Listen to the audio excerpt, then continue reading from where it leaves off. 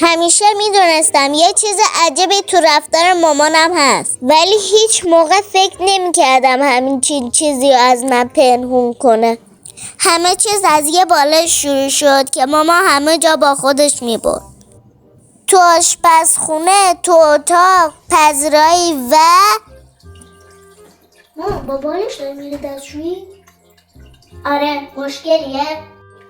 به من ربطی نداره، اما برای چی؟ میخوام ببرم اون تخت سلطنتی بابات راحت بشینم.